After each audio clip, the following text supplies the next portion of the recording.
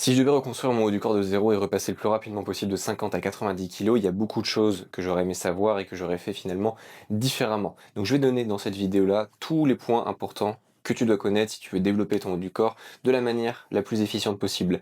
Cette vidéo, elle va être basée sur les différentes formations que j'ai pu faire au cours de ces dernières années, mon expérience personnelle et aussi ce que j'ai pu mettre en place avec mes clients. Le point numéro 1, ça va être sur le choix du split. Toujours savoir que c'est toujours les muscles que tu entraînes au début de ta séance qui vont bénéficier du plus de stimulus. C'est le principe de priorisation. Donc si, comme moi, tu as eu l'habitude de balancer les bras en fin de séance et que tu t'attends à avoir des gros bras alors que tu n'en as pas forcément de base, tu peux oublier. Donc c'est très important de savoir que si tu veux vraiment mettre l'accent sur un groupe musculaire, il faut l'avoir au début, en premier dans ta séance. Et il n'y a aucun problème à faire par exemple une séance haut du corps et avoir par exemple un exercice de curl au début de ta séance ou un exercice d'extension triceps pour tes triceps. Aucun souci à ça. Le deuxième point, c'est de comprendre que l'intensité, ça va être quelque chose d'extrêmement important. Tu dois donner une raison à ton corps de changer, donc tu dois pousser tes séries loin dans l'effort, très proche de l'échec. Mais cette intensité-là, elle n'aura qu'une utilité si elle est suffisamment bien placée, que tu as suffisamment de précision dans ton exécution. Et par précision, je veux pas dire d'avoir un tempo extrêmement lent, mais simplement d'avoir les articulations qui bougent comme on veut dans l'espace pour cibler le groupe musculaire en question. Je te donne un exemple. Alors là, pour le coup, ça correspondait plus au bas du corps, mais si tu fais des squats, que tes genoux avancent travailler, tu ne pourras pas le développer de manière efficiente. Donc c'est extrêmement important de savoir quand tu fais un mouvement, est-ce que j'ai vraiment une exécution qui me permet de cibler correctement mon muscle. Si tu veux être sûr de toujours avoir une exécution qui cible correctement le groupe musculaire que tu veux travailler, on peut travailler directement ensemble. J'analyse toutes les vidéos d'exécution de mes élèves chaque semaine pour m'assurer que chaque mouvement soit extrêmement précis et efficient. Petite parenthèse faite. Troisième point, ça va être sur l'amplitude. Ça va concerner certains groupes musculaires en particulier. Me dire, ok, si je peux descendre jusqu'en bas, je vais aller descendre jusqu'en bas. Mais la problématique sur ce type de mouvement, c'est que le maximum de tension, pour les développer par exemple, va arriver au moment où ton coude, ton poignet est le plus loin de ton corps. C'est là que le bras de levier va être le plus haut. Donc, quand tu vas descendre plus bas, tu vas étirer un peu plus tes pectoraux, mais tu vas aussi étirer tout ce qui se passe dans ta capsule articulaire. Et moi, je sais que ça a créé certaines gênes au niveau de l'épaule à certains moments. Et j'ai remarqué que depuis que j'ai réduit un petit peu mon amplitude, ça m'a permis déjà, même avec une exécution contrôlée, d'avoir plus de charge. Et au final, les gains au niveau des pecs sont meilleurs. Ensuite, pour développer des groupes musculaires un peu plus complexes, il va falloir savoir exactement pourquoi tu fais chaque mouvement.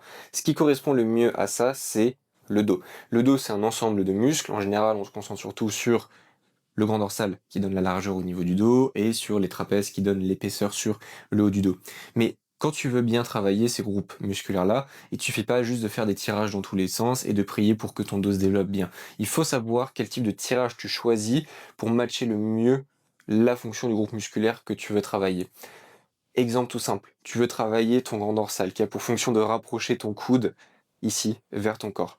Si tu fais un tirage qui part de l'intérieur vers l'extérieur, il y a quelque chose qui va pas, tu vois.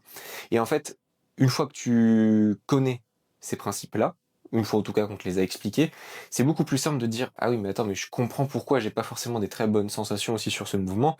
C'est simplement que la trajectoire du mouvement ne matche pas la fonction de mon muscle. Donc ça c'est quelque chose d'extrêmement important à savoir. Point suivant, ce serait plutôt là sur fréquence et volume. C'est quelque chose qui peut être vraiment débattu. Je pense pas forcément qu'il y ait d'études très concrètes qui peuvent nous montrer ça en détail, mais je suis persuadé que certains groupes musculaires récupèrent plus vite que d'autres groupes musculaires et bénéficient de beaucoup plus de volume et de fréquence. Exemple typique, faisceau médial de l'épaule. J'ai eu des résultats et je peux vous promettre que tous mes coachés ont eu vraiment des résultats au niveau des épaules. Je vais mettre quelques photos à l'écran pour montrer que c'est pas quelque chose de juste sorti de mon esprit. Donc ces résultats-là sont venus du fait qu'on a beaucoup augmenté le volume et utilisé des techniques d'intensification pour accumuler plus de volume sur les épaules. Élévation latérale, des séries avec des rest pauses, des myo-reps, ce genre de choses qui nous permet vraiment d'accumuler plus de travail sur l'épaule. Si tu as du mal à développer tes épaules, essaye ça, en plus de la bonne exécution bien évidemment, et tu verras beaucoup de changements à l'avenir. Ensuite, on a la question du nombre de séries par exercice. Je suis resté un peu coincé pendant longtemps dans des formats 4x10, 4x12, 1 minute 30 de repos, et j'ai fait énormément plus de gains quand j'ai commencé à sortir un petit peu de ce format-là et à me concentrer sur un format style top 7 back-off, une série lourde sur un format 6-8 reps, une série légère sur un format 10-12 reps. Enfin, légère, la plus lourde possible, mais on s'entend, plus légère que la première. Et en fait, l'idée de ce format-là, c'est de se dire, ok, on n'a que 2 séries, mais par contre, on va se foudroyer sur chacune des séries. On va vraiment se mettre en condition et les pousser au maximum de ce qui est réalisable. Pourquoi avoir des fourchettes de reps différentes? Ça, c'est plus pour un côté mental. Ça peut être très épuisant sur des mouvements de faire du 6-8 reps parce que tu sais que ça va être lourd, tu sais que tu vas prendre cher. Sur un 10-12 reps, tu vas prendre cher aussi, mais c'est pas le même type de torture. C'est une torture un peu différente et je trouve que varier les tortures, en tout cas, c'est bénéfique pour l'adhésion psychologique. En tout cas, ce qu'il faut surtout retenir de ça, c'est partir d'un format où tu peux mettre un maximum d'intensité. Si après, bien sûr, tu vois que la récupération est bonne, tu veux prioriser un groupe musculaire, tu peux très bien faire 3 séries, il n'y a aucun problème. Mais juste sortir du 4x10-12 sur tous les exos de tout ton programme pour avoir des formats peut-être avec un peu moins de séries, mais vraiment une intensité extrêmement haute. Et une fois que tu as appris à faire ça, là, revoir un petit peu si tu peux augmenter le volume d'entraînement. Et le dernier point, ce serait arrêter de changer tout le temps de programme. Ah, si j'avais arrêté de toujours me laisser influencer pour un nouvel exo, un nouveau type de programme et me dire ah mais en fait ça il a raison c'est mieux. Ah mais non en fait ouais lui il a raison c'est ça qu'il faut faire. Je préférais limite, j'aurais même préféré je pense ne pas avoir accès du tout à des programmes différents, juste trouver un programme dans un magazine et le tabasser pendant 5 ans. Parce qu'en fait ça a été la bonne chose de YouTube, d'internet et de l'IA maintenant, c'est de pouvoir avoir accès à un énorme réseau d'informations. Mais quand tu es relativement débutant, même intermédiaire, c'est difficile de comprendre ce qui est vraiment important à comprendre dans la création de ton programme et tu peux vite être amené à dire OK, lui il a raison, je vais changer mon programme, blablabla. Ah non, en fait, c'est lui qui a raison, blablabla, je vais changer mon programme. Et du coup, tu regardes les 6 mois qui ont passé, et tu te dis, bah, en fait, là, j'ai recommencé un exercice que je faisais il y a 6 mois et je fais la même charge. Je fais la même chose. Parce qu'en fait, si j'avais juste continué à faire cet exo et que j'avais pas changé 36 fois, je serais 10 fois plus fort dessus et j'aurais probablement pris plus de muscles.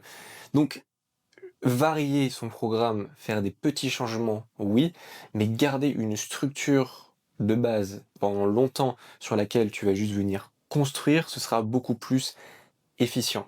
Une fois que tu as créé une base qui fonctionne très bien pour toi, qui répartit ton volume d'entraînement, ta fréquence d'entraînement, le choix des jours de séance en fonction de tes points faibles, t'as fait 90% du taf. Les autres ajustements, ça va être, ok, cette machine me crée un peu de tension, je vais peut-être utiliser un autre mouvement qui a les mêmes caractéristiques, mais ce sera pas de la machine, ce sera avec des haltères.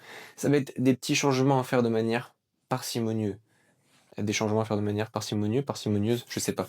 Mais en tout cas, voilà, essaie de garder vraiment une structure sur laquelle tu construis plutôt que de changer de projet à chaque fois. J'espère que cette vidéo t'aura donné des pistes de réflexion pour t'aider à comprendre ce qui peut te bloquer dans ta progression, ou simplement ce qui peut te permettre d'aller chercher un niveau supérieur.